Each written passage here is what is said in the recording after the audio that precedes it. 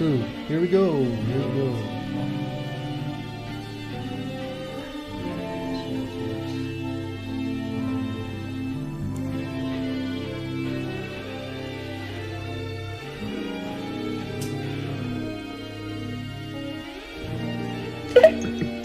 Hello. Greetings. Greetings, Adama. Yes. Okay. The show is not yet. We're not started yet.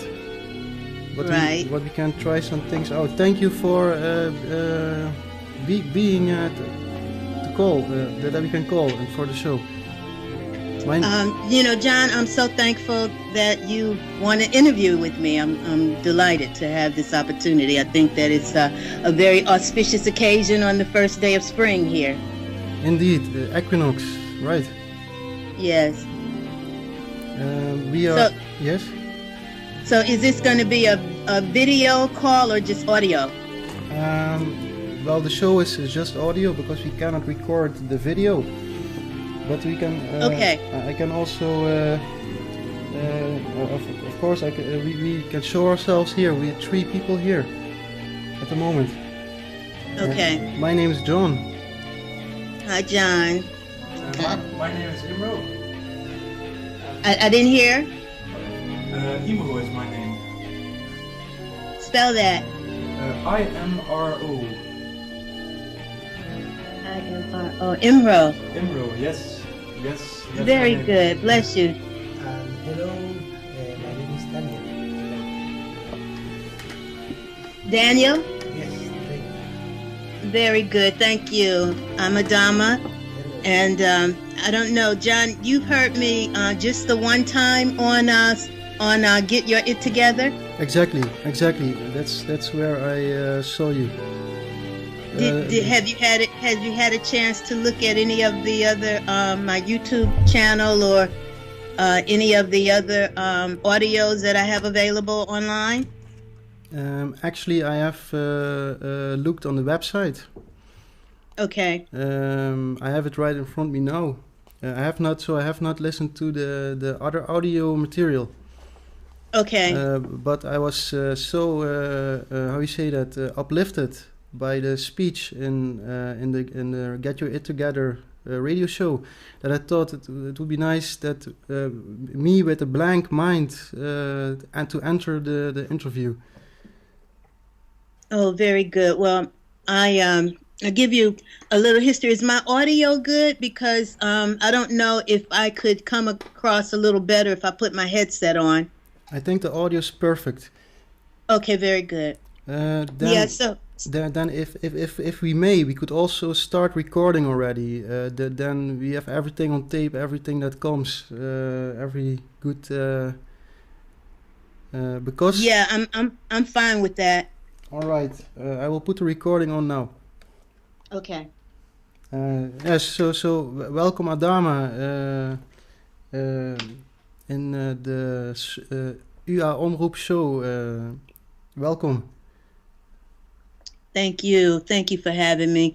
I have been in prayer consistently over time, asking to be able to reach more, teach more, touch more, and become more of who I am. I have prayed, all of my life to really be able to inspire people. I feel as though those of us who are on the planet in this now moment should be some of the strongest spirits on the planet.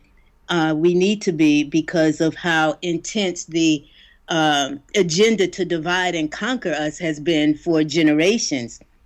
And it seems as though many people have forgotten that there was that agenda that has been in effect for like thousands of years now. Yes.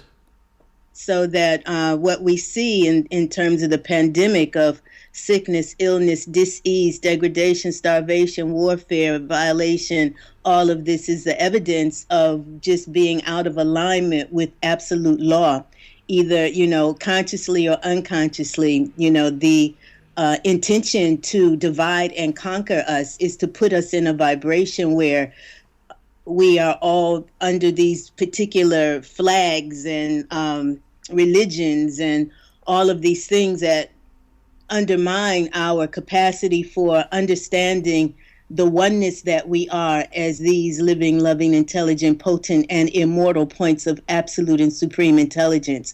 There are those of us, no matter what hue of people we are, from the blackest black to the lightest light, that we are all these points of an absolute and supreme intelligence, and our birthright is to be in a place and space where we're functioning, we're living, we're loving as absolute and supreme intelligence, because we are here on the planet to have this opportunity to really be in school.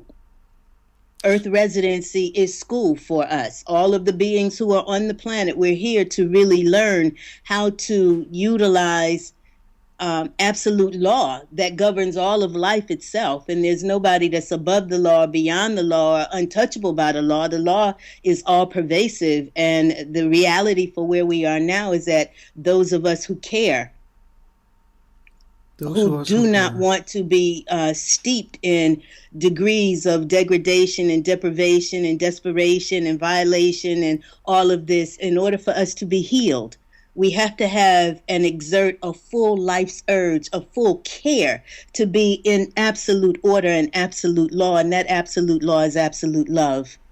And love is of power, and it's a force, and it is that which holds all things in existence in its own orbit, so that everything in existence supports all of existence itself. And we, as these little bitty points of absolute and supreme intelligence, still have the responsibility to function in that way.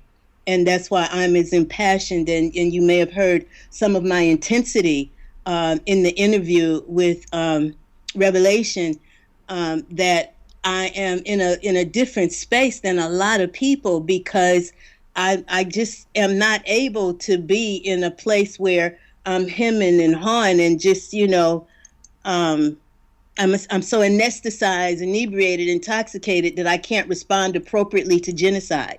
No. I've been clearing, cleansing, purifying, asking, knocking, seeking, praying, loving, doing everything that my spirit is really receiving for me to do, so that I have the right to live in the fullness of my life. And that's the message that I'm bringing forward, is that we will never have anything greater than who and what we already are, butt naked. There is no amount of money, no amount of currency, no amount of computer digits, no amount of gold bricks or bullion or anything that can measure or have more value than one breath and one beat of our hearts. And we've been socialized to take ourselves for granted, to take our gifts for granted. And so I'm here to remind us that those of us who are living now, we are the beneficiaries of the labor, the light, the intelligence, the wisdom, the life's lessons, the sacrifices of many that we would never be able to call their names. So that the reality of how blessed we are is with each and every breath, and it's every beat of our heart. And our coming to a point and place where we really care to give a greater gift to the world by virtue of the gifts that were given already. There is no people who have not been undermined. Everybody is under siege.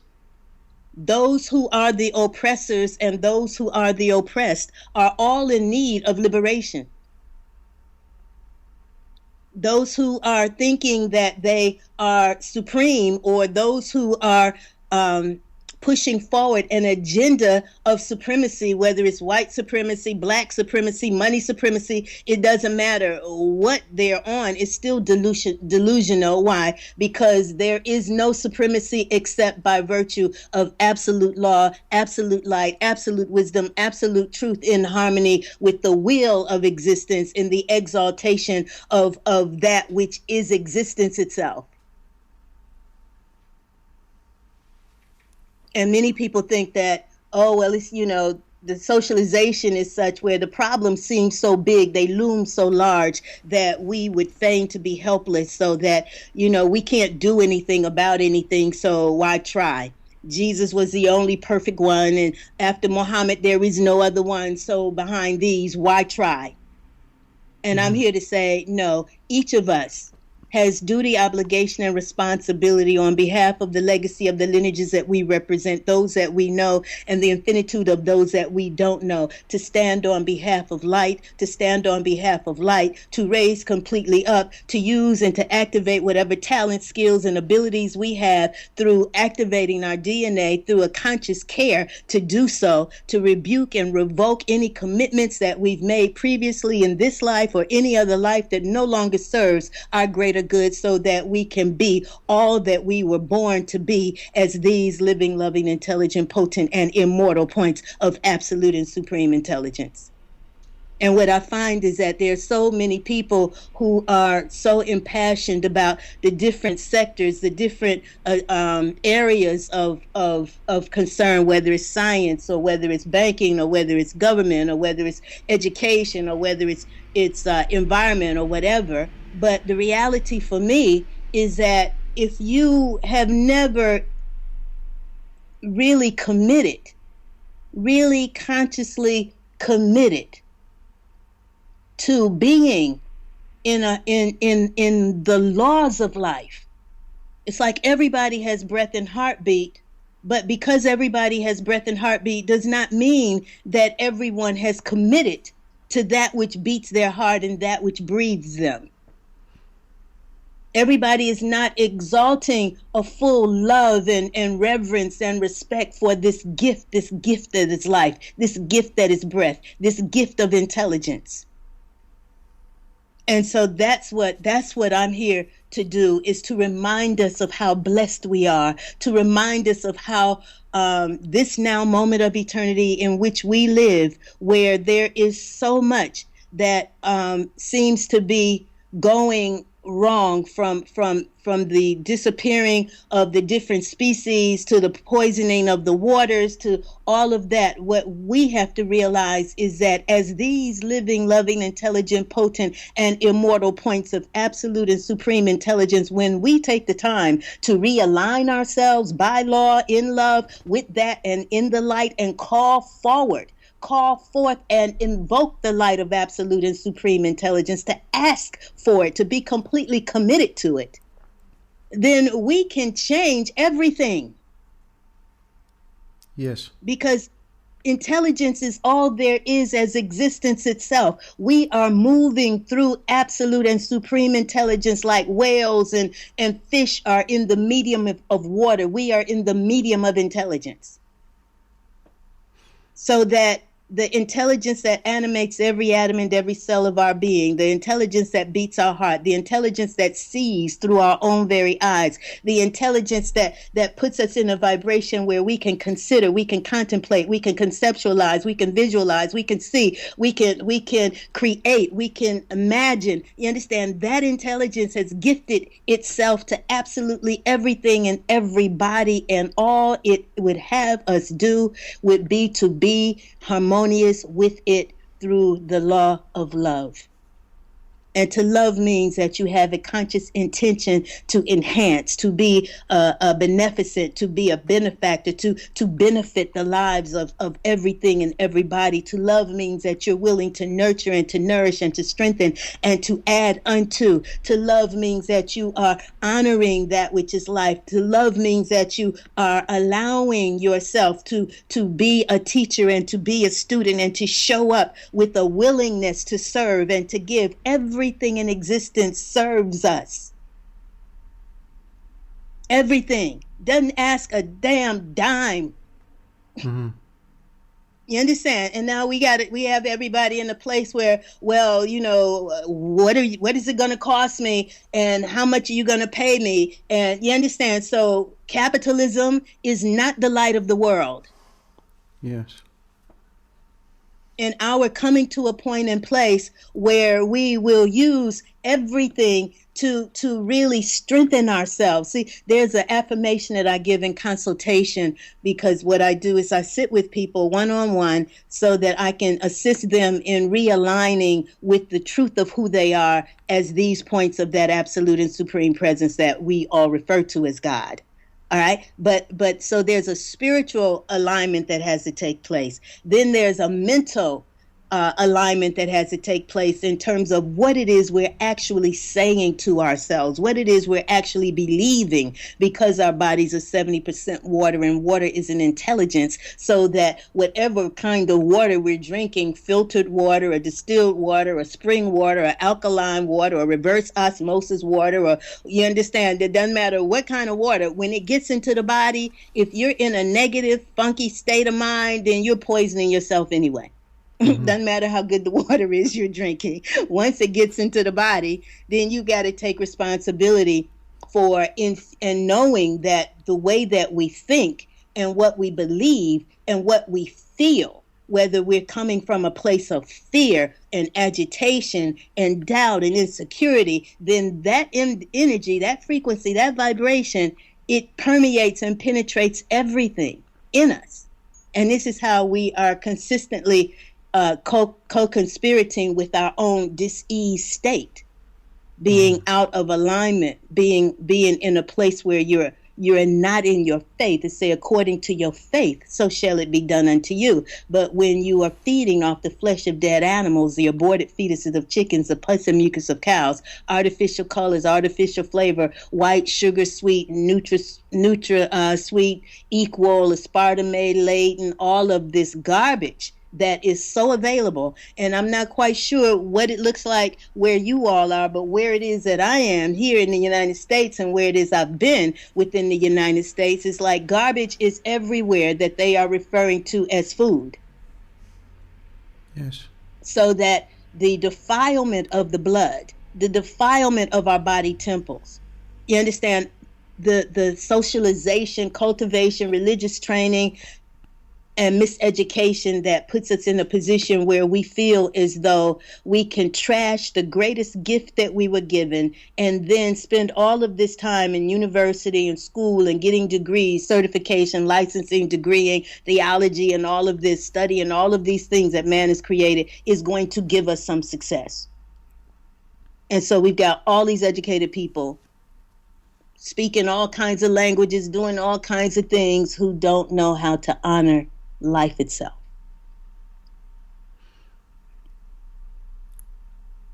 Our taking responsibility to just exalt life, to love life, to live life, to enjoy life, to delight in life, to be a blessing in life. You understand? I mean, when it comes to the end of it, we have all of these people who are trying to put Band-Aids on the cancers that these people are creating. And then when it comes down to it, then they end up with cancer and disease themselves.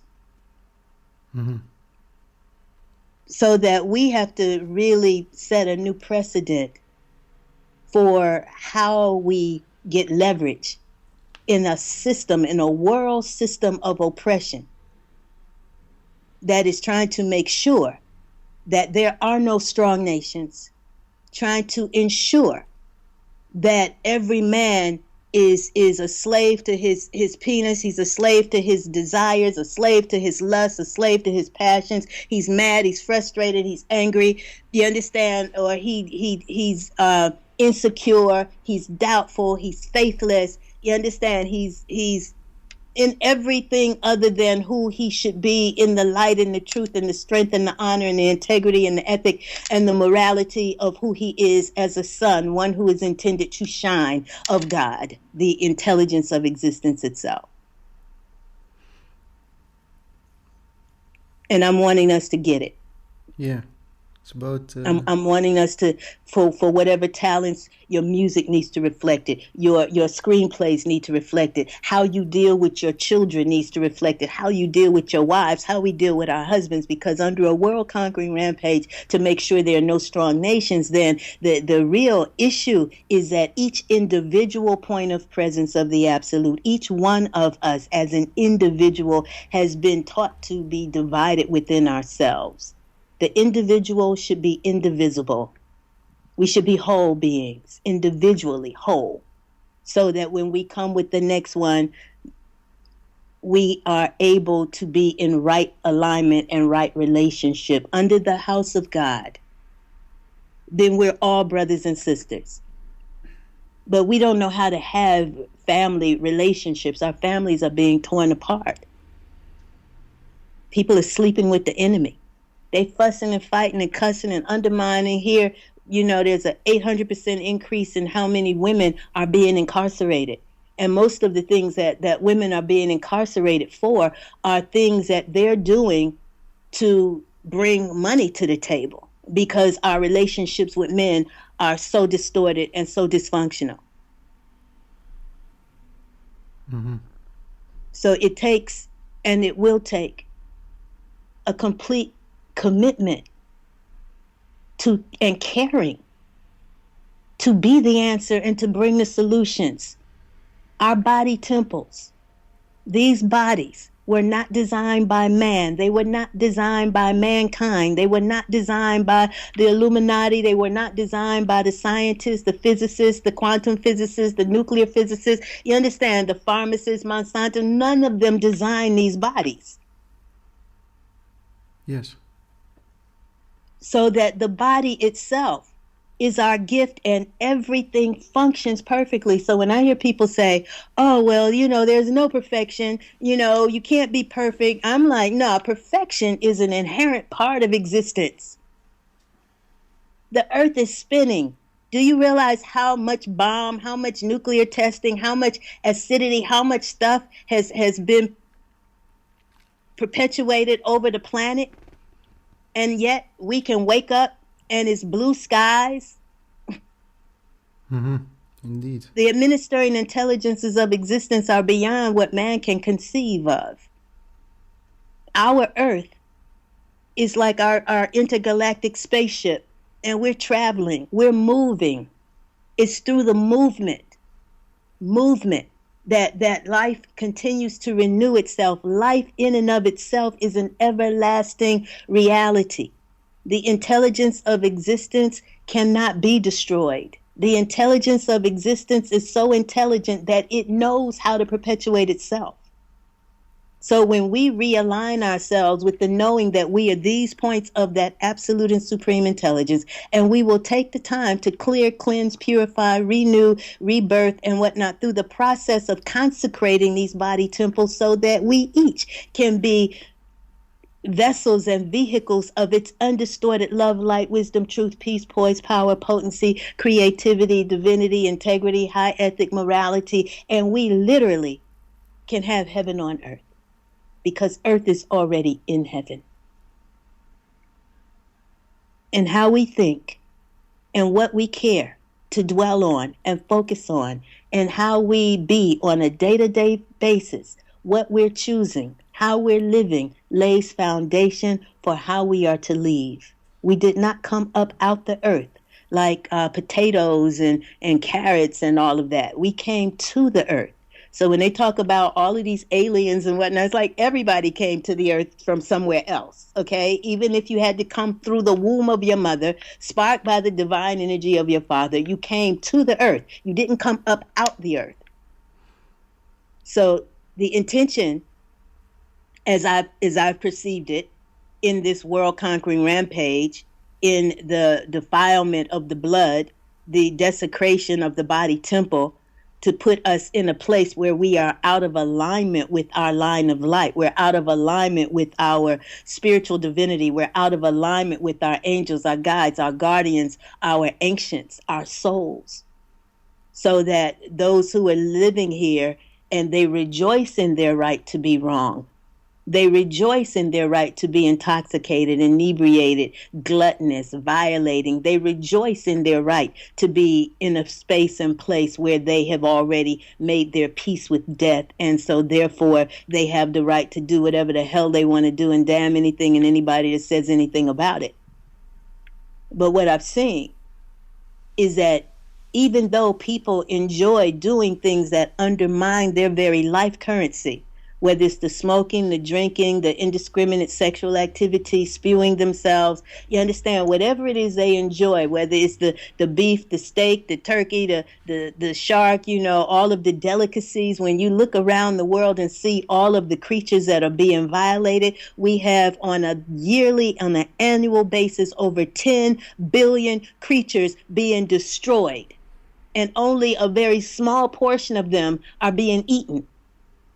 This massive killing when the law of existence is to exalt existence.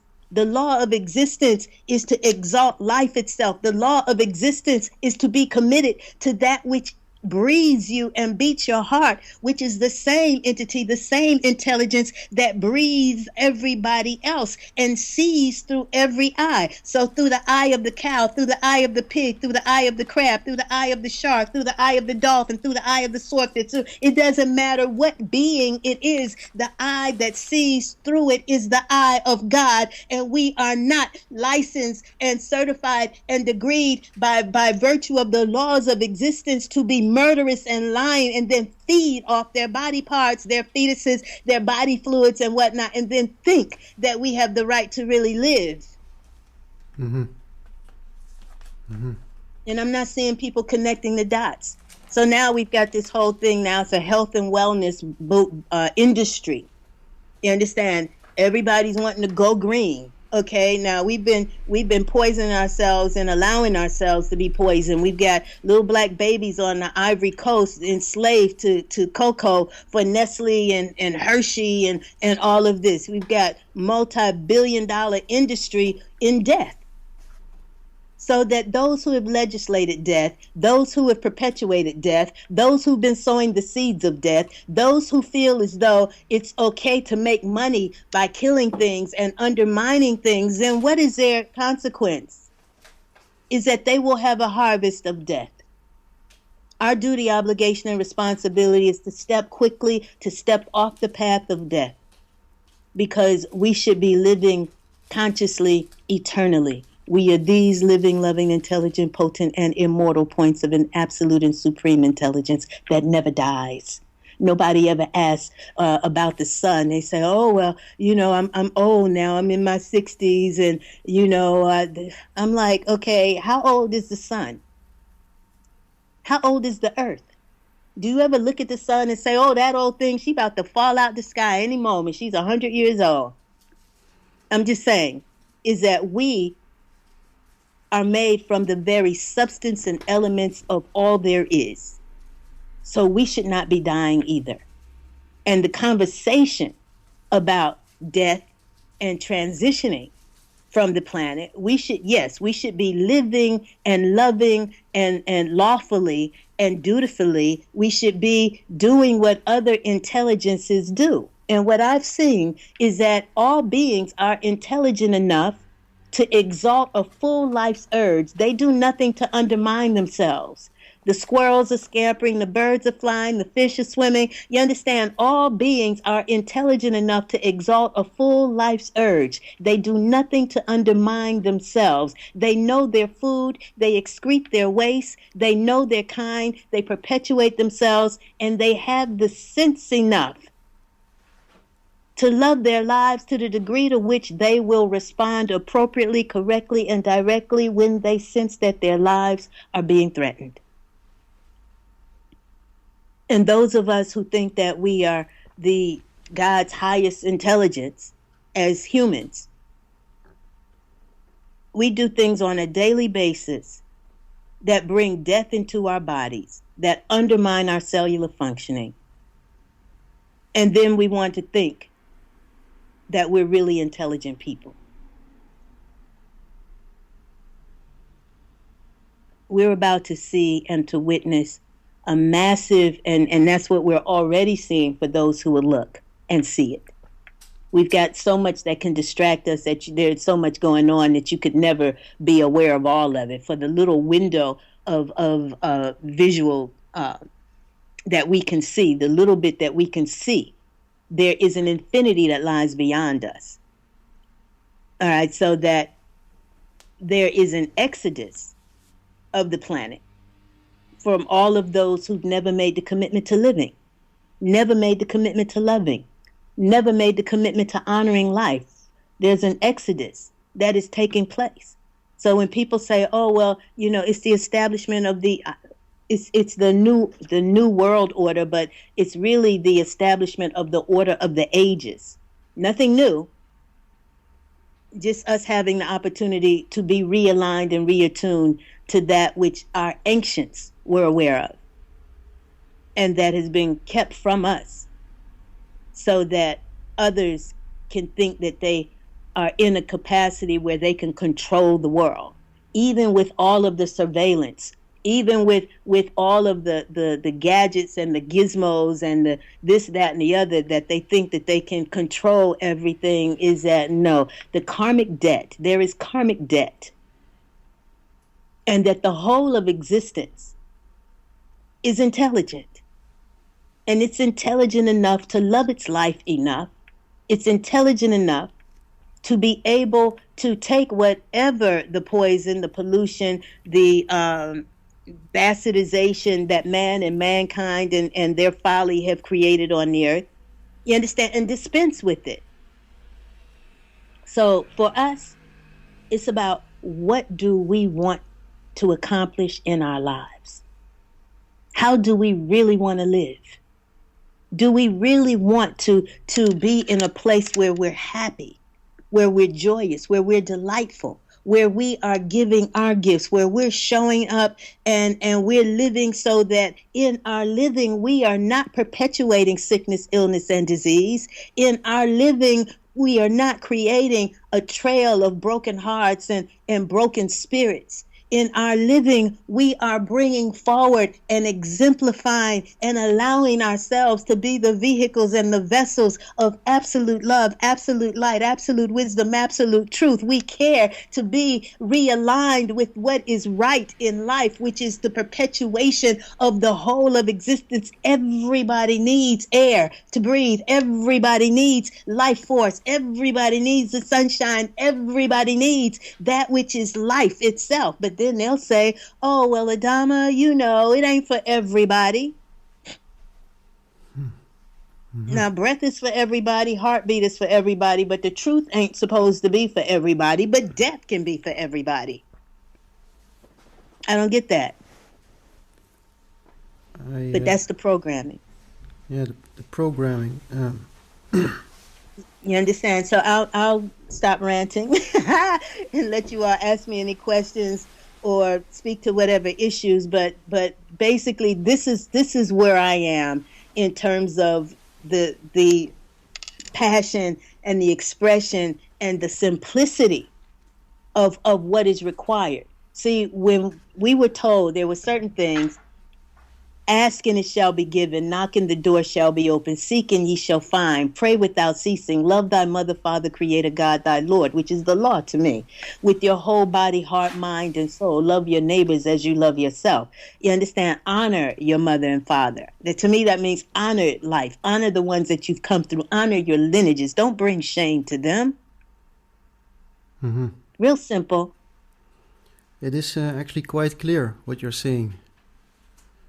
It's actually quite clear. I wouldn't know what kind of a question like. I would say that reactivation has taken place. Absolutely.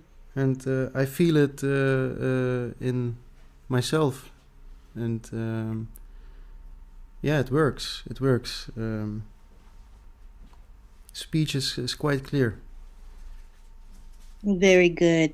I'm really very thankful. I just can't tell you how thankful I am to have this opportunity to reach into another place. I've done radio with 89.3 FM here in the Atlanta area. I did radio for about 14 years. After 5.5 years of having my own vegetarian restaurant, strict vegetarian restaurant, mm-hmm. and a custom adornment boutique. So I haven't done anything on a daily basis to generate money since 1999 when I closed my business. And then I started doing radio because I realized that even in the best month that I would have had, where I may have served, hundreds of people and made $25,000, paid the rent, and, been able to buy more stuff. You understand, is that when you got billions of people on the planet who are being undermined and underserved, then the wisdom becomes, what is the greatest thing that I can do? Where is my real line of light that allows me to give my greatest contribution? And that's what I've asked for. And now it's been a year, on the 29th of March, that I've been away from the radio. I had to stop doing radio because I really once wanted to reach and teach and touch more. You know, people would call up and they say, "Oh, well, sister, you need to be heard all over the world. People need to hear you. People need to hear you. Oprah needs to become aware of you." I say, "Don't tell Oprah about me. You know, this is not get Adama on the Oprah show. You know, this is about Adama speaking on behalf of the voiceless. It's about me living from a place of where my real concern is. You know, some of us who may have had to fight for the right to be in here, to be in life, you understand, may live a little bit more intensely than those who take everything for granted. But I don't want you all to take anything for granted. Don't take yourselves for granted. Don't take your talents for granted. Don't take what deeper prayer, commitment, clearing, cleansing, and consecration will give you. Because this is how we establish the real harmony. Everybody's talking about, you know, unity and harmony and all of that, but we're already really unified because we're all breathing beings. Our hearts are all beating. There's only one intelligence that creates that. So we're already in harmony. The issue is will we take the time to cleanse ourselves, to cleanse our blood, so our blood bears no more violation, and our blood can be charged with our absolute care and desire and intention to be completely integritous with the intelligence of existence. You know, so I'm concerned because we have so many organizations, 501c3 organizations who are active in doing the works to, you know, educate people, inform people, to kind of like what I see is putting Band-Aids on cancer, but, you know, but not to really root out the cancer. So it's about, and to heal it. So it's about so it's about to make a change in lifestyle and thought style. Then, so to by the speech that you give, the speaking, the thought, the mind is then deprogrammed to be reprogrammed into a better lifestyle. Yes. And not even just a lifestyle, but just life itself. Because a lot of people are in a lifestyle that perpetuates death, sickness, illness, and disease. So we got to, you know, we really have to look at the power of our language, you know. And even though I am African in America that's never been to Africa except in the reality of my DNA, and knowing that within this lifetime I'm bringing forward previous lifetimes of experience where I wasn't African particularly, you understand that we're more than we could ever possibly imagine ourselves to be. Yes.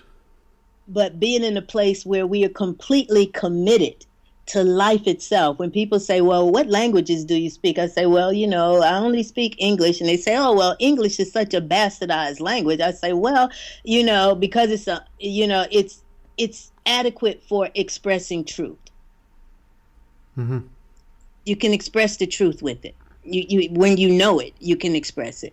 But the other aspect of it is that love is the real language that people can tune into, tap into, and not people, but the plants, the earth, the animal, everything responds to love.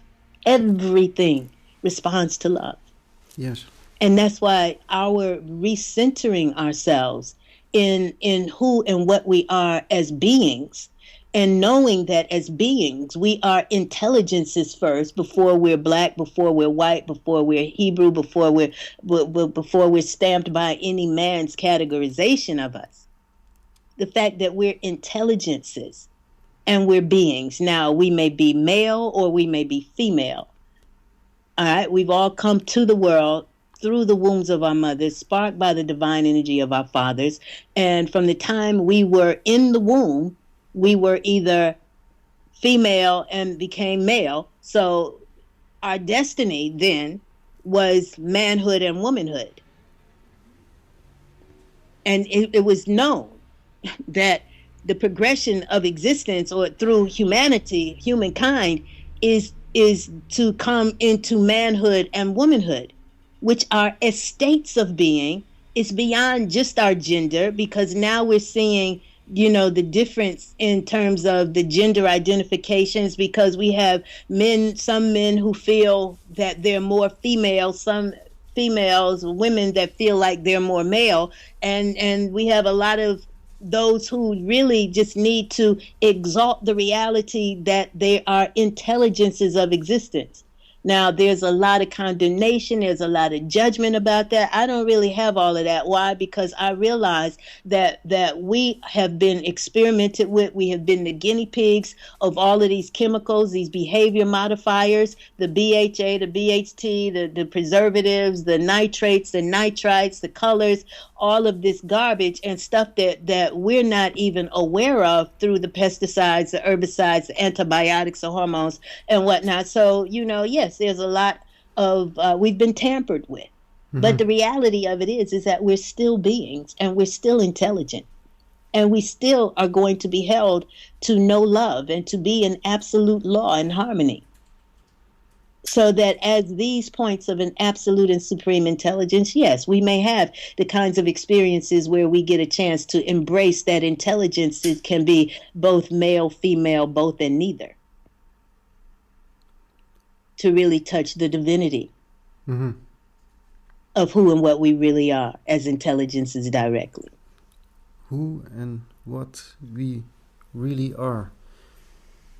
It is uplifting to listen to you speak. I'm really taken by the it's reactivation, and I do not know what to say. It's just I feel, but I do not know what to say. It's okay. I can go for hours. Yeah. Yeah. And that's, and a lot of times I'm spending a lot of time by myself. I'm generally quiet during the day, watching you all play your music and the guitar and whatnot. I've got a guitar here in my office that I had, tried to get some lessons, and I got a flute over here. I got a keyboard. So what you all reminded me is that I really need to activate my music. Ah, yes, I sent you. Yeah, because music is universal language. It and it has its greatest expression from the center of love and mm-hmm. light and wisdom and truth. So the more those of us who have the inclination to heal the world, you understand, then we have to take the responsibility to get real clear about where we are with ourselves and to heal ourselves. Because that's going to give us the greater degrees of potency. You understand, the greatest degrees of effectiveness.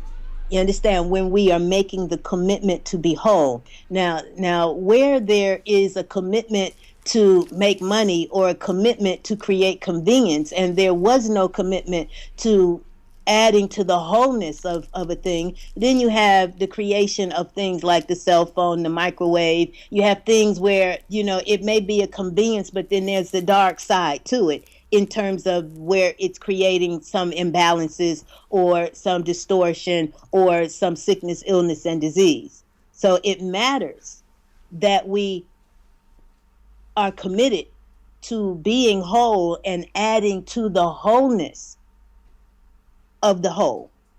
All right, then that's when our music is going to take off. That's when everything is going to be at a greater place, because as those minds, and this is where it's so beautiful to see that there are intelligences whose names we may not know, who've provided us the opportunity to communicate this way. Mm-hmm. You understand? So I walk in a consistent state of gratitude, because I realize that when I just, in my little space that I call home, my little piece of heaven, you understand, I have the Yes. evidence of the care and the labor and the genius and the intelligence of people whose names I will never know, who are making my life more easy, more joyous, more delightful. You understand? When I get up in the morning, I put my music on with my Indian flute with Carlos Nakai, and you know that it moves me. It puts me in a place and space where I realize that everything is divine. You understand? It's all divinity. But where we have people who don't want to be divine, they don't want to be that clean, they don't want to be that righteous, they don't want to be that right, they don't want to be that upright. You understand? And then they are able to take whatever intelligence they have and abuse themselves, misuse themselves, then they will abuse and misuse everything else. So we need to be mindful of there's a risk there then, or Absolutely. yeah, I was thinking about music. So the music transmits I was thinking about music and transmitting of knowledge and feelings and aspects of the musician himself or herself. When we listen to the flute of the Indian flute, and at one point the information from that musician goes through the instrument, and we somehow have them with us then, or I kind of thought of something like that at the moment. Absolutely. And it's powerful. See, the simplicity, you know, people want to complicate everything. It's not really that complicated. Breathing, you know, do you have to think about your breathing? You understand? So when we look at the woodwinds, when we look at those who are able to take their breath, whether it's through the didgeridoo or through the flute or through the trumpet or through the trombone or through the tuba, you understand? It's like breath is powerful. And we couldn't live without it. We can live without food. Most people do live without food. What they're eating is trash. This, right? They're not really getting any food, not with anything really nourishing. They're still living, but they're not thriving. They're still living, but they're dying in the process. They're still living, but they are not optimizing, maximizing this journey. You know, so those of us who have the talent, those of us who will develop the talent and the skills and the ability to use instruments, whether it's the guitar, whether it's the piano, whether it's the string, it doesn't even matter what, you know, is that then you know, those of us who have the gift of voice and song and word and lyric and whatnot, is that we are the true leadership of the world. We really are. Because we don't have to get into Congress. We don't have to, you know, be in the government. You understand? We can just show up wherever we are, come together with other ones, and create a healing force and vibration that can be recorded, that can be amplified, that can be magnified, and that the energy of it, when it's being performed, particularly where you're dealing with amphitheaters and orchestration and concerts and whatnot, that energy is leaving the planet and it is actually moving through the universe indefinitely, infinitely. So if we think about all of the music, all of the words, all of the energy that we are walking with, radiating and whatnot, that it is setting up an energy field that's affecting everything, which is why it's so important for you all, for us, for those of us who care, you know, about the situation and circumstance of the world, to come to a point and place where you have the desire to walk in the fullness of the all that you are as absolute and supreme intelligence, that you are consciously caring to be completely cleared and cleansed and purified and renewed and rebirthed, regenerated, rejuvenated, so that the light of God, the truth of God, the peace of God, the poise of God, the genius of God, the creativity of God is active in you. As you. That's our leverage. There is nothing that a group of people families of people, governments, races, nations. There is nothing that they can do against life itself without destroying themselves. You cannot exalt or work towards the detriment of anything and anybody and not be at detriment. This is the simplicity of how the law works. And this is why the governments are having the issues that they're having. Is because they have not taken into heart. The government is not something that is separate from the people who get up and go to work every day and get paid. Everybody, no matter who or where they are, as living, breathing points of an absolute and supreme intelligence, are going to be held accountable for breathing and living and being in law.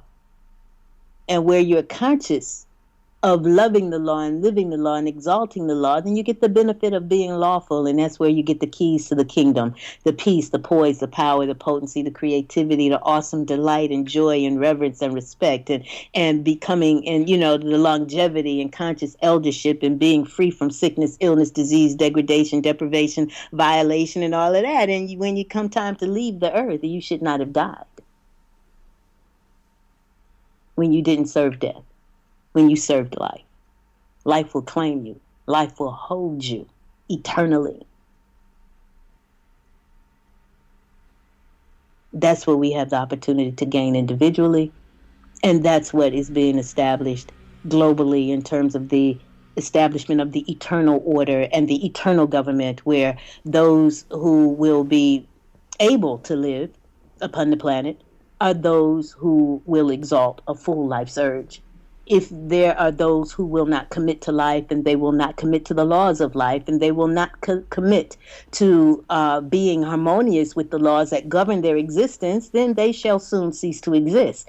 The other aspect of it is that if they leave as dead people through all of this sickness, illness, disease, degradation, deprivation, and whatnot, then, where will they arrive in the spirit world? Will they stay in the lower heavens and hells of the earth? Will they go into dissolution? Will they cease to exist?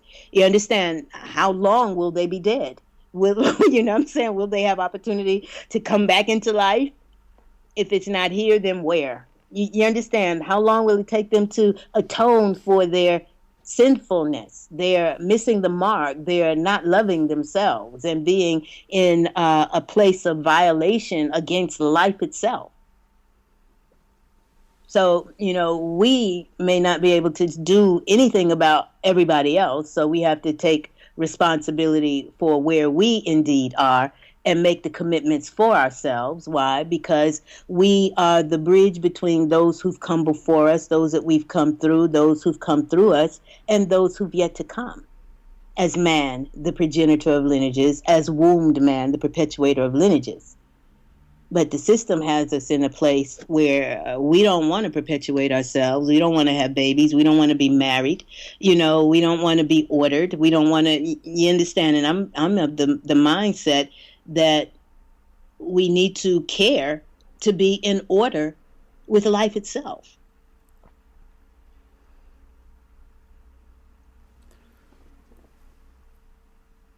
And the harmony that we have within ourselves, the harmony that we are able to create within our families, our marriages, our children, the healing that we are able to experience directly. You understand? Then that becomes amplified in everything else that we do. But if we don't understand that we're here to resubstantiate and to enhance the substance and the quality of beings that we are, that's what the real liberation and resurrection looks like. It doesn't look like more organizations putting Band-Aids on cancers. It doesn't look like just, more science and more earth homes and all of this. All of that is fine. All of that is good. You understand? But the reality of it is that we will never have anything greater than ourselves. We can never do anything greater than who it is we be.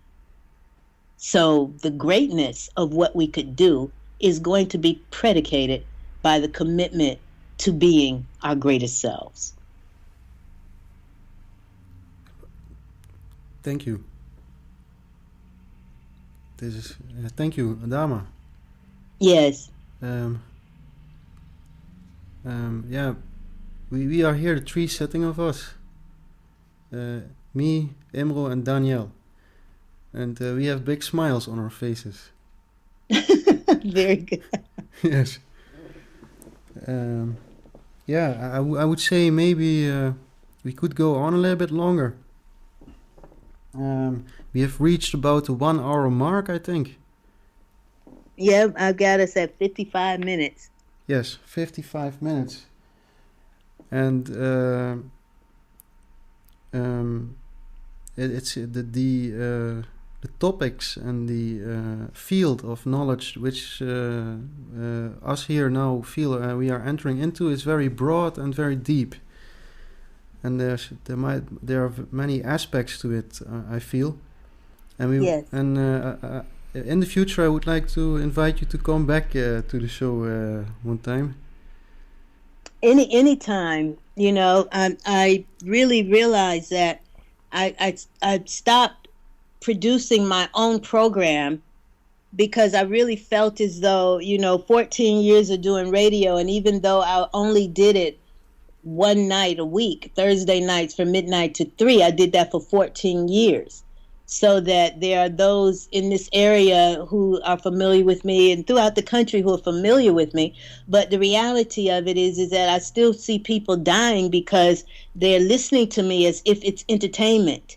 Mm-hmm. You understand? It's like, okay, well, it's a show. And I'm not really, and that's why I was telling King James, is like, no, I'm not here to entertain you. Mm-hmm. This is not a show for me. Mm-hmm. You understand? It is a process of the deprogramming and the reprogram. So we have programs. Everybody's running programs. I feel like that as well. But when I speak, and then people are not taking it and applying it and internalizing it and then reaching out and getting what I call life support. So I gave my phone number over the air for these 14 years. If you need life support, dial 678-760-9299 so that they could get the help. And a lot of times by the time that they are courageous enough to call me, because some people say, oh, well, Adama, you're intimidating. But my intention is not to be intimidating. How are you going to be intimidated by somebody who just loves you so much to tell you the truth, to help you? So, I'm available. I say all that to say that I don't do anything on a daily basis for money. I do my Sunday night empowerment teleconference calls for both men and women from 9 p.m. until, and then Wednesday nights I do a sisterhood empowerment teleconference call. And other than that, I'm in the Atlanta Penitentiary ministering to some of the brothers there every second and fourth Sundays. And I counsel over the phone. I'm talking to people, but that's how I'm living. But I know that there's a broader audience, a global audience, for me to begin to touch, and I have not yet stepped out fully outside of my comfort zone because it's hard for me to follow people. So all of the internet marketing and all of the stuff that they're telling me to do, I'm like resistant. So, I'm like feeling like, well, the Creator will open the doors for me. Me just being who I am and standing on what I stand on, things will open and rise into place so that, I want you to feel comfortable, communicating with me. Please post this on my Facebook page, whatever comments, to make, encourage people to listen. But otherwise, I'm a phone call away.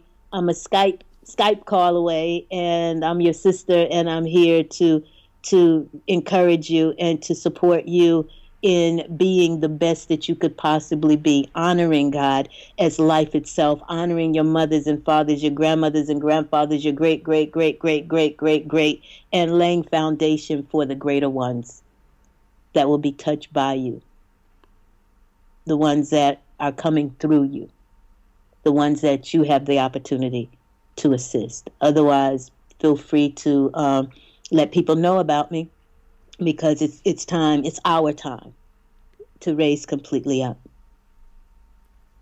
Thank you. Thank you. You're welcome. You're all welcome. I will go turn off the recording now.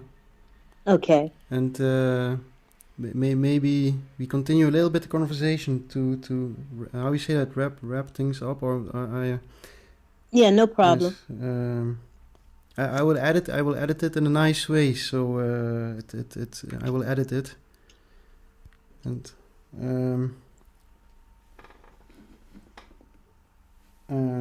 yeah, I'm really happy that to have talk. Here I'm sitting here with Imro and Daniel. Daniel, he's here as well, and yeah, we listened to you, and yeah, I have to process a little bit now the information. Oh, very good. And the other avenues to listen to content from me is one of them is Adama Speaks.podomatic.com. Yes. And then there's www.bbsradio.com. There should be archives. I do, 30-minute monologues from my radio show, so I send that over to BBS. They're in California, so they air those a couple of my monologues, an hour of programming every Thursday night, midnight to 1 Eastern Standard Time. But it's from 9 to 10 on Pacific Standard Time, but there are archives at bbsradio.com/Adama Speaks. Okay. And so, any questions, anything that I can clarify or speak to or address, or any specific questions that you have for, subsequent programs would be good. The exaltation of the divine feminine that is in every man, the divine feminine that is every species, and womanhood particularly is something that I'm very passionate about, because that's that feminine, the life-giving, healing, receiving, honoring, just that the quiet side, the peaceful. You understand, we look at the trees, and the trees, depending on where you are massive, and where they bulldoze the trees, they end up having mudslides and earthquakes and whatnot, because they have not understood that, everything exalts our life. Everything adds to the stability of life itself. So we have to honor everything, whether we know what their purpose is or not. There's purpose in them. We don't have to know it, but we have to, when we get clear and clean enough to care, to be on purpose with everything else in the exaltation of life, with each and every breath, with every beat of our heart, with every step that we take, that we're completely immersed and completely surrounded in absolute and supreme intelligence. We are already in heaven. We don't have to die to go there. You know what? What's that? I will turn on the camera, and you can see the kind of who we are, and I felt very good. It felt it would be nice. So this is me. Hi. And over there. I have to. Can you see me? We cannot see you, but you can't see me. But we know the picture. So this is me, Imro. Hi, Imro. John. Where's Daniel? The last is Daniel. Hey, how are you? Fine, thank you. yes. Very nice, Nice. to listen to you, Adama. I'm so honored. I'm so honored and so thankful.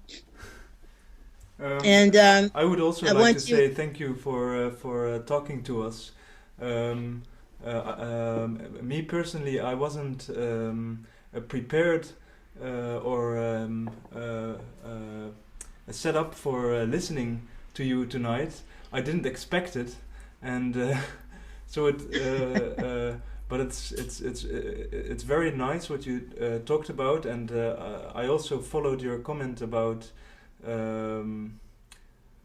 what you said about that people are listening to you and perhaps look upon you as an entertainer and not really following up on everything or really think about everything that you talk about. And I would like to say that you invite me personally to think about what you said, and it seems like really sincere information, but it's so broad and so how to say general also, that I couldn't really find a way to respond to you about anything you said in particular. Okay. But I would like to say I'm very thankful, and I wish you all the best, and I hope your message gets out to lots of people who would then like to think about it, really think about it. So that's what I would Thank like you. to say to you.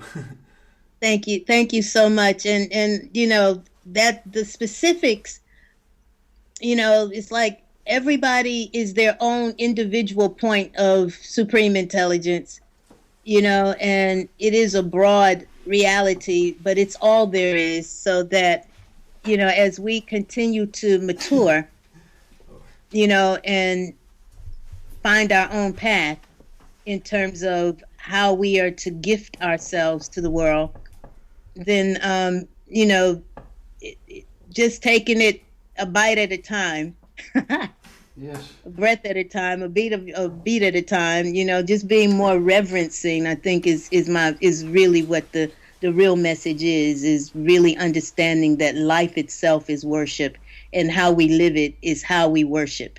You know, if we're killing ourselves and supporting what I call the corporate deities of death, then we are really worshiping the forces of divisiveness, what I really refer to as the devil. The devil is like the forces that make life a past tense reality. When you look at the word devil, DEVIL, and you spell it backwards, it's LIVED, lived.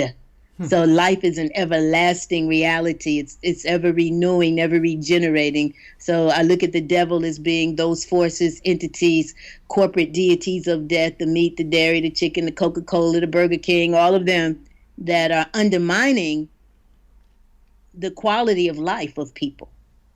So just, you know, be in the reverence of and honoring yourselves and your bodies, and just everybody and everything that you touch, just be in the divinity of it, because that is what really is going on. We are always in the presence of the absolute. We are these points of presence of the absolute.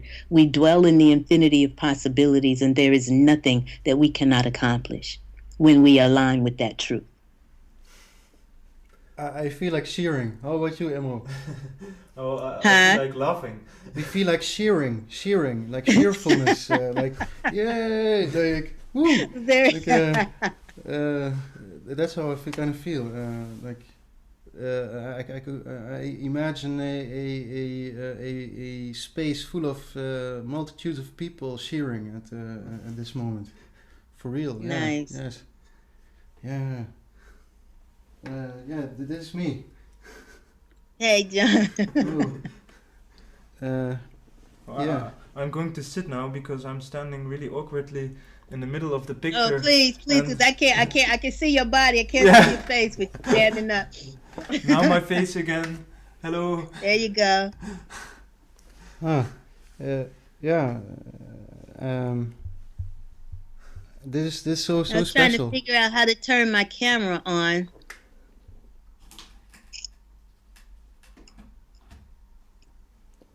It's really special that it is like like we are in Europe, and What time is it there? like 9 o'clock in the evening, Oh, okay. or 9:33 actually. Right. Wow. Oh, very good. So we're what, 5 hours? 5 hours difference. yeah, that there's not so many difference in time. The other day the other day there was someone on Skype from Las Vegas, and then it was like 1 o'clock in the night here, and I got up in the night. And so this is really yeah, the time difference is all right. Nice. Yes. So, I would definitely, I'll be doing a little bit of research, I guess, on the Netherlands and see what's going on there. What are your concerns in terms of what it is you're seeing and amongst where it is you live in the communities and families? Concerns, yeah, this with the food. The food is a concern. There are, for instance, there's like a food, like a product, and it says on the product, it says healthy choice. And then I look at the product, and it has aspartame in it. That was one thing that stood out the other day. That the things are presented as healthy, Right. like and then there's aspartame in it, or MSGs, or all these things. And also the Food Institute of the Netherlands recently said that the superfoods are not really beneficial. They supposedly say that we shouldn't use like berries and nuts, and they are counter propaganda against healthy food. I recently came across, like, from the National Institute of Food. They want everybody to have a certain way of eating, and we are taught that in schools, but in the end it doesn't really fit together, and we see now that they are moving towards... And so what are they promoting as healthy? Meat is part of it, like a little bit of meat, potatoes, and something. Can you hear me? Yes. Hello? Are you there? I'm there. I'm here. Okay, can you hear me? Did I lose you? I don't know. Do you hear it? Hello? Okay, can you see me? Hey, can you hear me? Yes. Hey? I can hear Hello? you. I can hear you. I'm here. What happened? I can hear you. Technical difficulties, I see. I'm not hearing you. Can you hear me?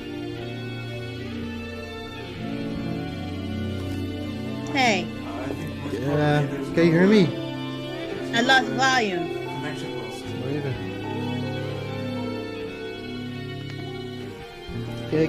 Can you hear me?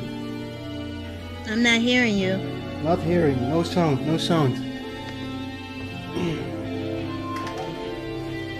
What happened? Let me see. Technical difficulties.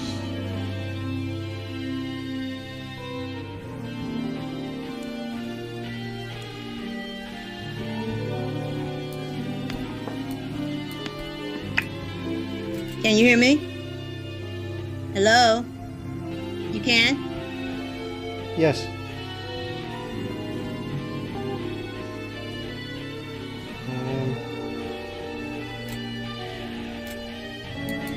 So you lost sound on your end? Because I'm not hearing anything. Okay. How about now? Can you hear me? There you go. Okay, you can hear me. I can hear you now. All right. I Got a little echo going on now, though. Yeah, I think what happened is that the microphone or something switched off, or we have some technical difficulties suddenly. Okay, I hear you well enough. Okay. But I do hear, I pick up myself as an echo. Okay, I will try something. Okay. I will put in a, I call it, I'm sorry for this technical difficulties. No problem. We could also, if I need to find a certain cable, but I cannot see it. Hmm. Which one are you looking for? Imro, de kabel van de versterker. I asked Imro as well to look for the cable. I found it. Okay, we will connect the cable now and see if it's still working, the sound, if you can still hear us. Yeah, I'm hearing you well. Can you hear us still? I hear you well. Ah, thank God. And the echo seems to have gone. Yes, the I echo was is gone. asking at the time that we went out, is what are they promoting? The National Institute of Foods there, what are they promoting for people to eat? Well, like bread and potatoes and some green beans.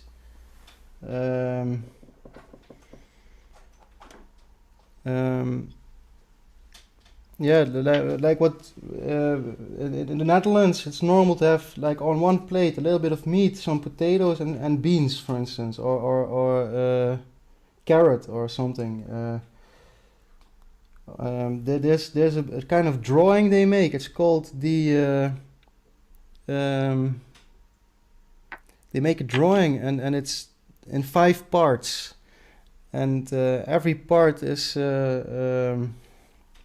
It's kind of like a food pyramid or something. yes, food That's pyramid. what they have here. We have Right. a food circle here, a food circle, Okay. and let me think.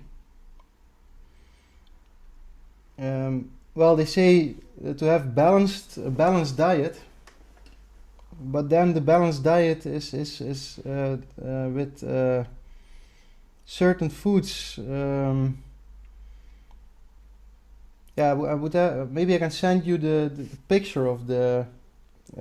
Yeah, because I think they turned the pyramid into a plate, A plate, yes. like a dinner plate or a pot. Yeah, it's like that.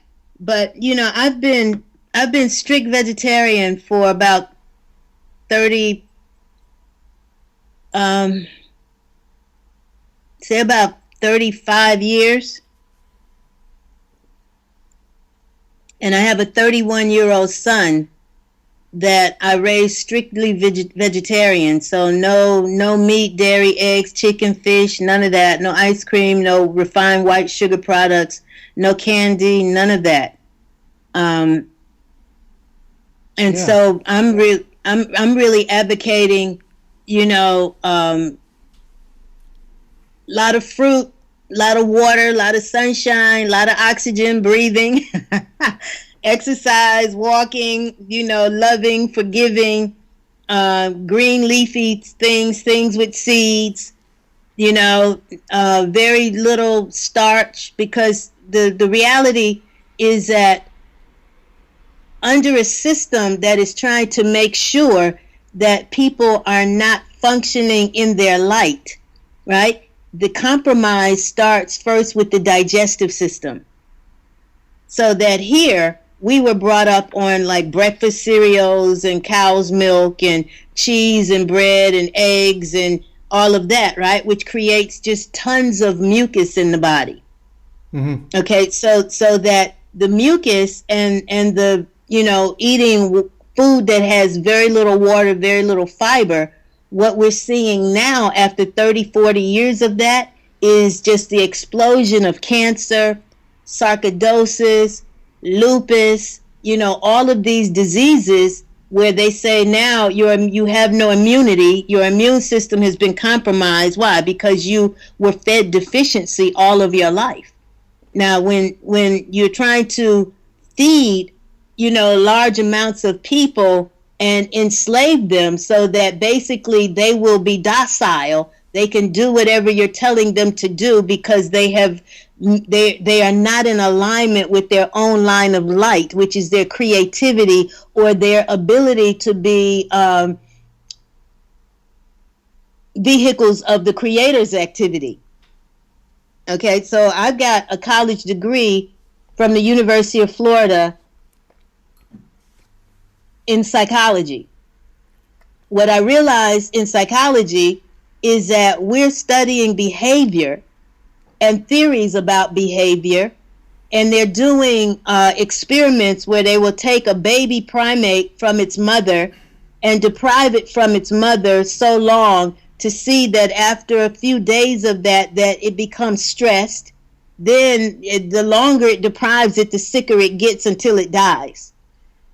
Okay, so basically, I was overwhelmed because I was realizing that, you know, you're talking about behavior, but you're not factoring in the food. You're not factoring in what people are eating. So now we're seeing that we have people who are killing their children now. Okay, and so the Facebook will give you the video of this sister who drove her children into the ocean, and people, you know, saw her driving her children into the ocean. She had 3 toddlers trying to kill them. All right, and then when I looked at her, I could tell that she was on medication. You understand, the medications that they give you for being bipolar or schizophrenic and whatnot, these things make you suicidal. They make you homicidal because they create more of acidity. They deplete you of anything that you had nutritious. But when you've been brought up on starch and protein, and then you add tobacco and alcohol and sugar to it, then we're a mess.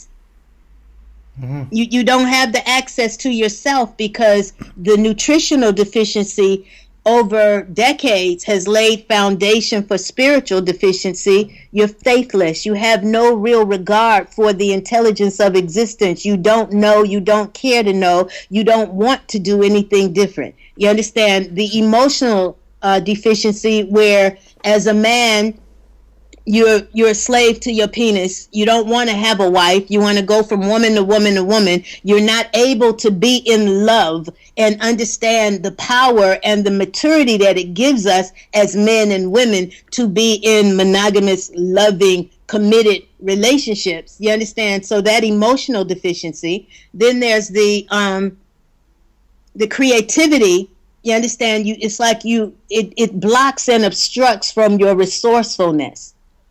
From your discipline in thought, your capacity to think. You understand? Because thinking is where we hold the light of intelligence upon whatever it is we have concern about, and then we can get a direct download of information about it. The intelligence of our being does not need a book to communicate with us. But if all of our faculties of knowing are blocked with all of the mucus and the acidity that comes from all of the mucus, the fermentation that comes, the putrefaction that comes, the amount of worms, parasites, bacteria, viruses that they're saying is the cause of disease, but it's not the cause of disease. The issue is that our bodies have been turned into a living cemetery, so we have the flesh of rotting beings in our body temples, poisoning us. And they'll say, oh, well, you know, you have to have meat to be healthy. Now there's this whole craze to eat raw. So now you got people who are eating meat raw. And I'm like, this is really crazy. Yeah. You know, when I was little, I loved animals. I knew from the time I was 7 that I did not need to eat any meat because I loved animals. So that when any of my pets died, I would not say, Mommy, it's dead, let's eat it. We would bury it. My friends and I, we would put it in a little cigar box, our hamsters or whatever, we would bury it. But now we've buried all of these animals in our intestines, and it's poisoning the blood. And the blood is the carrier of the spirit. So when the blood is defiled, then the spirit is defiled. When the spirit is defiled, so therefore you're not able to have the right thought. So this is why we see all of the murder and all of the mayhem and all of the rape and all of the violence and all of that, because it's a program. So by the defiling of the blood, it's basically kind of like these thought, maybe could we speak about thought demon entities that enter the system then of the human, or is it something like that? Absolutely. You know, and most people, you know, because we've been educated and religiously supported in feeling as though it's healthy to eat dead animals, right? So that's a program that most people are resistant to.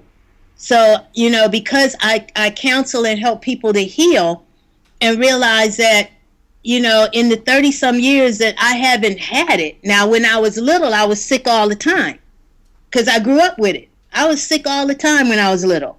Okay. So I changed my diet at 19. I have not had to go to a doctor for anything. I don't even have a doctor. My son has not had to go to a doctor for anything.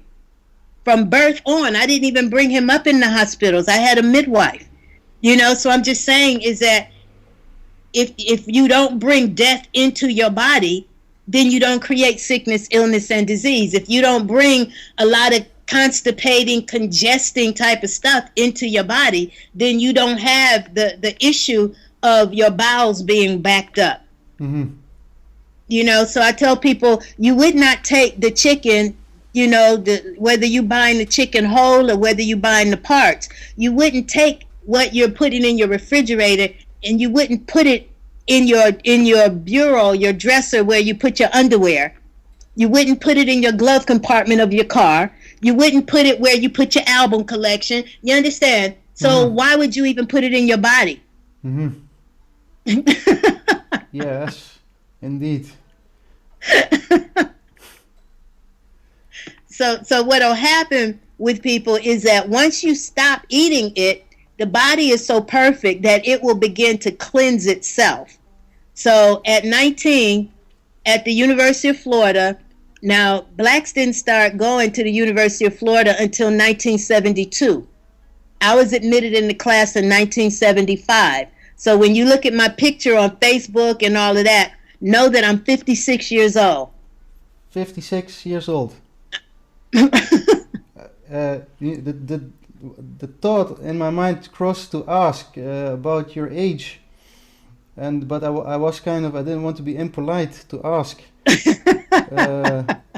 Yeah, that's amazing, and proof of the vegetarianism and proof of the rejuvenation. Exactly. Yeah, I'm really.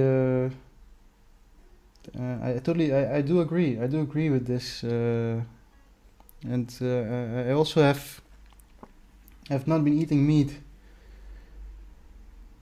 And I wonder also. I was thinking of maybe this could be this topic of the food, and could be a whole show maybe. Absolutely. I'm willing to speak to all of the different issues because it is multifaceted, you know, but because everybody eats, you know, and I know people are not going to agree, but then we have to really begin to be challenged to look at our own personal health and wellness. You know, we have to be, you know, in a place because in just in the last 10 days, I know 6 people who have died. You understand? So I'm just saying we have to begin to look at where we are and what's going on around us to realize that, you know, there is that which is really beneficial to us to know. And no, the tool of oppression, and this is what I look at food, or I put it this way. Blacks didn't start going to the University of Florida till 72. I went in the class of 1975. All right. So when I was a little girl, when I was 5, 6 years old, 7 years old, that's when the civil rights movement was in full swing.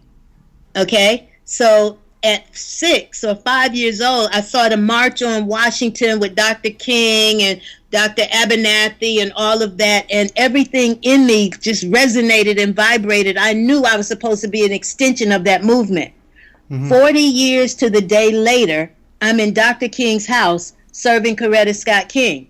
So I was with her, providing life support with her in 2004. Most of most of 2004, before she became aware of the fact that she had cancer. All right. Now, she would not, just like my mother would not allow me to serve them the way that I knew to serve them, which is to facilitate the cleansing of all of this garbage out of our bodies. Okay, but that's all it really is required. It's the cleansing, the purification, and that in and of itself will create the renewal. Okay, so it's And that food is key. it's the tool of oppression. Tool of oppression. Food is the tool of oppression. You understand? Because the way that the system of things has us is that it's like man and womb man. It's like we're mouth, digestive systems, and anuses. You understand? We're living to fill our bodies up with food. You understand? Food is the tool of oppression. Now, we're made with trillions of cells so that our cells are becoming heavy laden with all of this toxicity. The purpose in eating and chewing is to be able to liquefy what it is, because our bodies are 70% water. Therefore, we have to liquefy whatever it is we want to eat to get the life force from it. The currency from the sun, the water, the nutrients from the earth. We have to really break it all down so that we can bring that, internalize it, utilize it, and it becomes blood. Mm-hmm. You understand? So exactly. So the spirit is charged on the blood. So if the blood is defiled, then the spirit is going to be affected as well as the mind. Mm-hmm. And that's why cellular oppression, the methodology of oppression, you understand, they could not continue to deny us status as humans. They could not continue to deny us opportunity for education. They could not continue to rape us, beat us, hang us, castrate us. You understand, to treat us like we're less than human as a melanin dominated black people. Now, I have the memory of that. I have the memory of them turning the dogs on us. I have the memory of seeing us on television and whatnot. You understand? And now they're bringing out all of these slave movies and this and that. So I know that this is not that far away. Okay? But the reality of it is that the whole world is oppressed. You understand? Now, there are those who just don't realize that they're oppressed. They love their oppression. You understand? They think that oppression is fun. I recently I thought of so at one point here in Europe there were the Romans, and they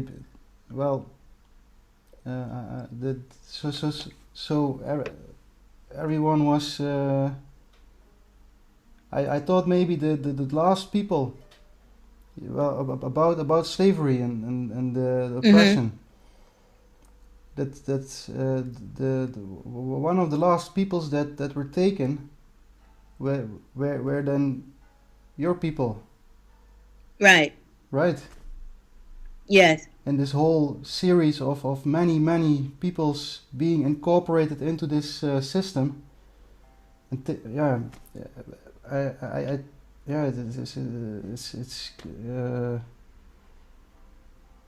it's so crazy, all these things. It is, and right, and that's what I'm saying is that a lot of the scholars, you know, I come from a line of people who are ministers and musicians and vocalists. We move the spirit of people. That's through my mother's lineage. Through my father's lineage, I think that I've gotten and inherited my inclination towards healing from that side, because that side. Well, both sides. I have my Native American ancestry in my DNA, and I think that that's activated in me, but that's the healing in me. All right? So that when I look at it, you understand, each of us represents generations of people. All right? 3, 4, 5, 6, 10, 12, 15, 18, 20 generations ago, 30 generations ago. You understand? So every people have been tried to be subdued. Every people have greatness. Every people are carrying their own pain of oppression and suppression.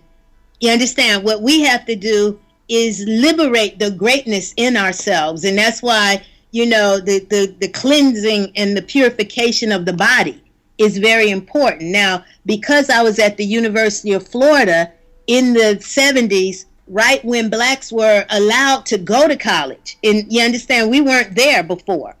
All right. Blacks started going there in 1972. I was admitted in a class in 1975. This was University of Florida. So, you know, Florida is still one of the most racist states, as we can see through the murder of Trayvon Martin by this Zimmerman guy. You understand that we got all of this stuff, but I was right there at that time. All right. Now, what I realized is that in the process of my education, when I got into my junior year as a psychology major and with a sociology minor, they start giving the statistics of how much disease, how much cancer. 20,000 Black Americans die every year from sugar diabetes. Another 15,000 Black Americans are dying every year from complications from obesity. Another 12,000 Black Americans are dying from pancreatic cancer. Another 8,000 from cancer of the cervix. Another 10,000 from, you understand? So by the time I start adding up tens of thousands of Black people dying from all of these diseases, right? And I say, what's the cause and what's the cure? They say, well, we don't have a cause and we don't know the cure, but because of affirmative action, you're both Black and female. You can get paid for doing the research. And of course, we can show you how to slant your study so that you can prove whatever it is you're hypothesizing. And then based upon the applicability of that information to science or to military or to intelligence or to whatever field that would be interested in it, then I could get paid more money.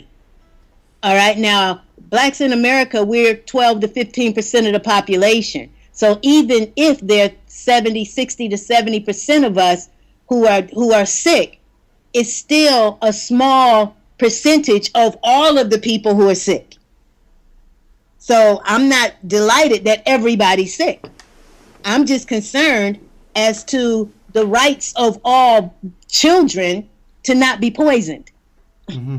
The right of all children to mature so that they can be healthy men and women that will lay foundation for healthier, more vibrant, more vital progeny as children and grandchildren and great-grandchildren. You understand? So, you know, but I became aware of what they had in place in the mid-70s called Global 2000.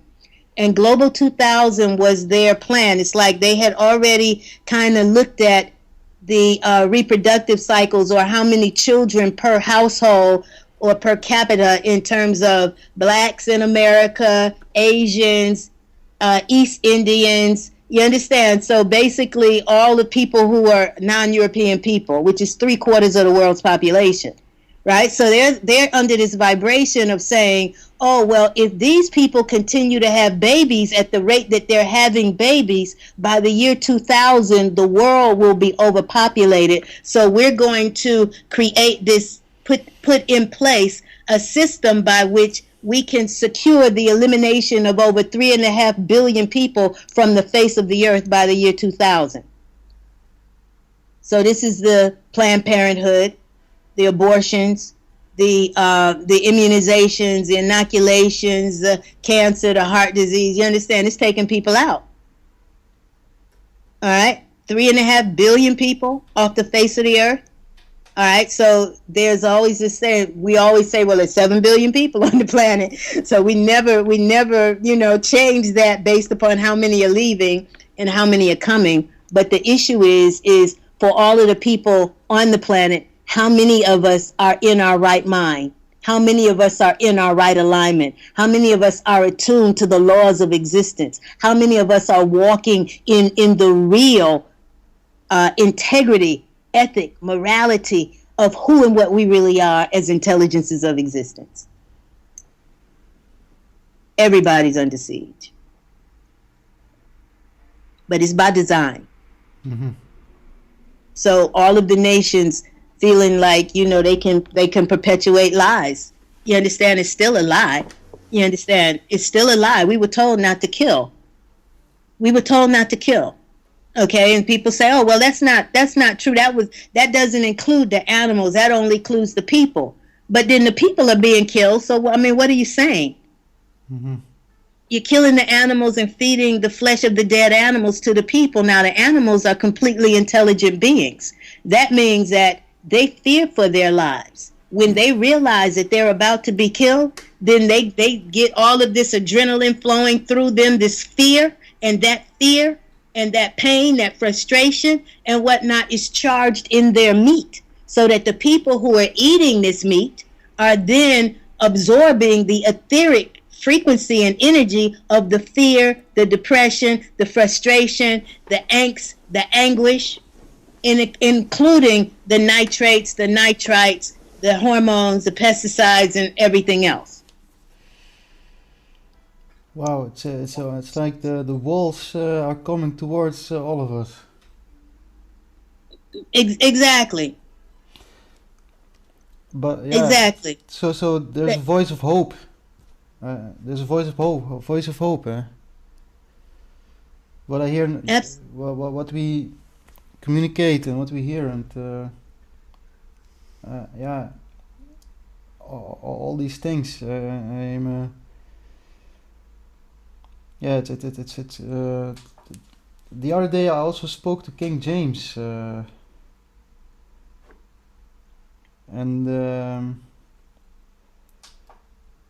yeah, I kind of realized that the levels of the illusions and programmings, and it's been 10 years since I started out. I'm now 30, just became 30. Oh, bless you. And That your generation, I'm just saying, your generation is catching hell right now.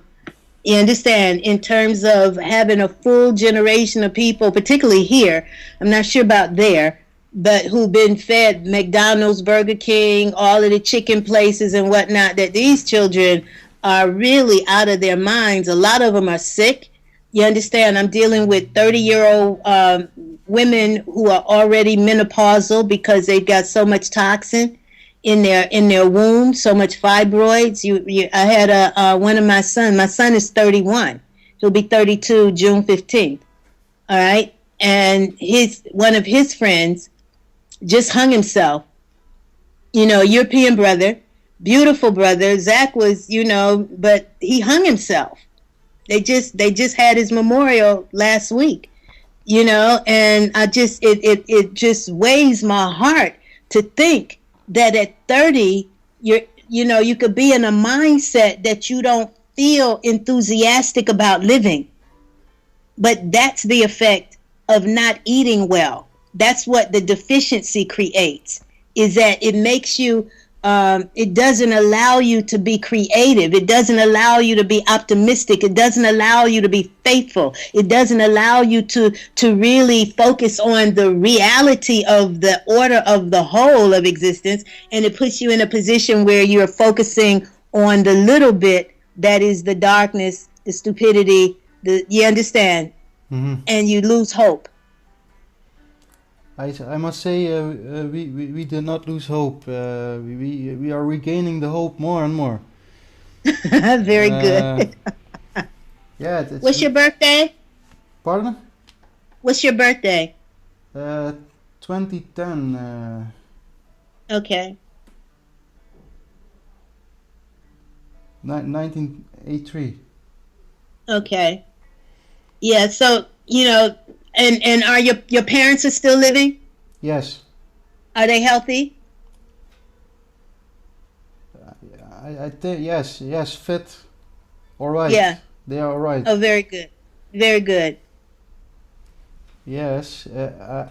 I was thinking. I was looking around me, on the table, like what we have for food here. And may I show you? Yes. So here's the dried fruit. Okay. Figs. It's called. Yeah, I love figs. Is that nice? Dried Yes. fruit. Dried fruit is good, and yeah. So we have tea. Okay. Gunpowder green tea with mint. Okay. With mint. And well, I recently bought this drink. Somebody showed me this drink. It's called Ocean Spray. I'm not really Now, what's the ingredients in it? let's see. I think it's from the United States, and it says there's in there water, fruit juice out of concentrate, cranberry 10%, woodberry 5%, apple 5%, sugar, citric acid, aroma, and aroma. That is always a there's fruits. It says and concentrates, vitamin C. It comes out of United States, Canada, and Chile. The cranberries. Okay. It's I had the feeling it's not too bad actually. Well, the thing that we have to realize is that the way that nature works is that when a fruit ripens, that's the time when it has the most beneficial effect for your body. Yeah. So all right. Once it gets overripe, then it begins to go back. So you take that and you compost it. You give that back to Mother Earth. All right. So that when you do juices, you understand. So that means that everything that's real has a life cycle. It was never intended to sit in boxes and bottles and whatnot in warehouses and be shipped all across the world and whatnot. So the real juice is in the fruit. All right. So I don't really buy bottled juices. Yeah. You know. Yeah. So you're going to do better to just eat whatever fruit you can get or juice it yourself. Yeah. Actually, I knew that actually. And you know, because these people... I feel I have been lacking in that. I've been lacking a little bit. So a lot of the nutrients are actually minerals that the body needs. Your iron, your phosphorus, your manganese, your magnesium, your silica. You know, the people, the way that they feed us, they tell us protein and carbs. But no, our bodies need minerals. Why? Because our brain is electrical. You understand? And what mucus does is it creates acidity. So if we get up in the morning and try to start our car and we're not able to turn it over, it doesn't start, then we go under the hood and the first thing we do is look at the battery. Mm-hmm. Okay? If we look at the terminals of the battery and there's corrosion or whatever, you understand, then that means that the batteries become acid. Acid cuts the circuit. And it does that in our brain. It does that in our body. So the fact that we're being fed pancakes, waffles, breakfast cereals, oatmeal, rice, all of these grains and whatnot, all of that creates mucus. Okay, so you can think from the time that you was little, how much mucus is in your body. Most people who are overweight, when your body is overweight, that means that you are carrying excess waste in your system. All right, so we have what's called a waistline, right? That really gives us an understanding of how much waste you're carrying. All right, waistline. Now, your waistline. Right? The body is designed by the intelligence of existence. The body is designed by the same intelligence that animates that sun and has the world spinning.